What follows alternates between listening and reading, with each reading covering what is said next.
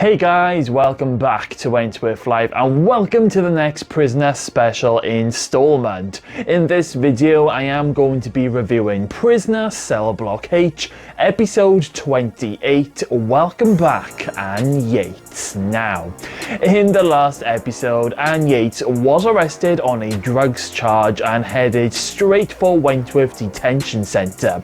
And when she arrives to be inducted in this episode, Vera is clearly embarrassed. Now, Meg knows that Vera has been meeting up with Anne on the outside and she even offers to help Vera, but Vera just shrugs it off in her usual Vera way and tells Meg that she knew nothing about the drugs. When Vera takes Anne to her cell, just look at the height of that bed. You wouldn't want to fall out of that one. You'd probably end up breaking your back or your neck.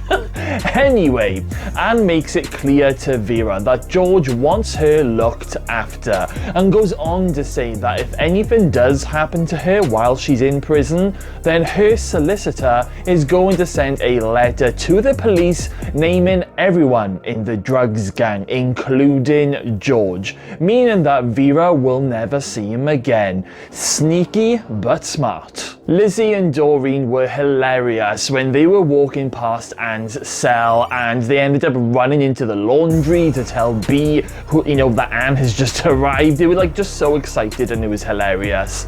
I am loving their double act at the moment. B goes to see Anne to find out what she's in for, but Anne lies to B, telling her that she's in for receiving stolen goods.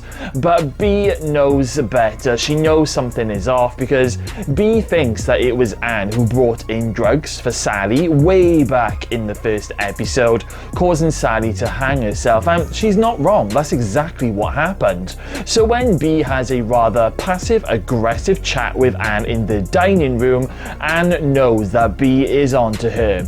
B then throws Anne's food into her lap, and then Anne, she jumps up armed with a knife until Vera arrives. I was like, whoa, I've got a feeling that Anne is not going to be that much of a pushover. I forgot to mention Catherine Roberts, the prisoner who hasn't been seen for around 4 or 5 episodes. Well, she actually gets a mention from Erica. She tells Meg to move Catherine Roberts up to the 3rd floor so the cell, basically can be given to Anne Yates. And I was quite amazed to hear her name being mentioned. I mean, I literally completely forgotten about her. I'm assuming that this is the writer's way of telling the audience that Catherine is still around, but she's just been transferred onto the 3rd floor, maybe out of H block, and that her character is no longer really going to be around. I mean, they really didn't need to do this because, as I just said, I had literally forgotten about her character and her storyline. It just seems totally pointless. I mean, why start a really big, hard-hitting storyline with Catherine and her daughter Sarah only for them to just vanish? It's almost as if the writers just got bored of the storyline and they just ended up deleting it and the characters. Maybe the actress playing Catherine became ill in real life or something. I have no idea. If anyone knows the answer as to why her character was just literally deleted from the show, then please let me know in the comments box below because this mystery is doing my head in. Anyway, B wants to find out for sure what Anne is really in prison for. So when Lizzie and Doreen ask B if she can help them to break into Erica's office so they can basically steal some work release forms, B ends up agreeing, but only if Lizzie checks out Anne's files. So Lizzie and Doreen, they end up breaking into Erica's office. They steal a work release form. Doreen then types it up and she forges Erica's signature, and then Lizzie ends up stealing Anne's file. Now, fair play to Lizzie and Doreen, they have got some balls. We don't actually see B read Anne's file on screen, but she does read it and she then ends up giving it back to Anne folded up in a newspaper. B then tells Anne to get rid of it by burying it in the garden. So when B leaves and Anne basically, opens up the newspaper and her file falls out, and Anne now knows that B knows the truth truth about her. Dun dun dun! I think we're in for one hell of a showdown in the next episode. Back over to Lizzie, who goes to Jean Vernon to give her this fake work release form. Jean notices that there are a number of spelling mistakes on this document, and she tells Lizzie that she will take it back to Erica so that she can retype it. Oh god. Just let the floor swallow Lizzie up because the game is now up. Erica ends up telling Lizzie off and she ends up stopping her privileges for a whole month. But Erica then notices that her filing cabinet is slightly open, and when she goes to check, she realizes that Anne's file is missing. Oh god, the drama. I flippin' love it. Lynn was back out on work release in this episode, and there was a really nice scene between her and B just before Lynn left the prison.